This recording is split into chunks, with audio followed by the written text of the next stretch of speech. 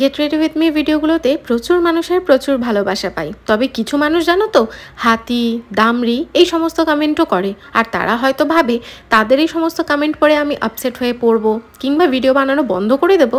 তাহলে তারা একদমই ভুল ভাবছে। যারা আমাকে ভালোবাসে তাদের ভালোবাসার জন্য এই সমস্ত কাজ চালিয়ে যাব। আজকেই যেরকম একটা পার্সেল এসছে, পার্সেলটা এসেছে রিকাজ নামে একটা বুটিক থেকে। পার্সেলের ভেতরেই রয়েছে আমার প্রিয় ধনেখালি শাড়ি। সফট মানে কি যে সফট সেটা বলার মতন না। আর সব থেকে সুন্দর কি এই ব্লাউজটা, কি অপূর্ব আর কি যে স্টাইলিশ, কি যে কমফোর্টেবল ম্যাটেরিয়াল, একবার হাতে নিলে তবেই বোঝা যাবে। তাই হেটার্সদের জ্বালানোর জন্য আবার একটা get ready with me video shoot করছি। ব্লাউজটাও পরে নিয়েছি, ব্যাক পোর্শনটা দেখেছো কি সুন্দর ফিটিং হয়েছে আর অপূর্ব, মানে কি যে কমফোর্টেবল সেটা বলার মতন না। এই ধরনের ক্লাসি শাড়ি, অথেন্টিক ধনেখালি শাড়ি যে কোনো ওকেশনে তো পরা যায়, তার সাথে অফিস ওয়্যার হিসেবেই ইউজ করা যায়।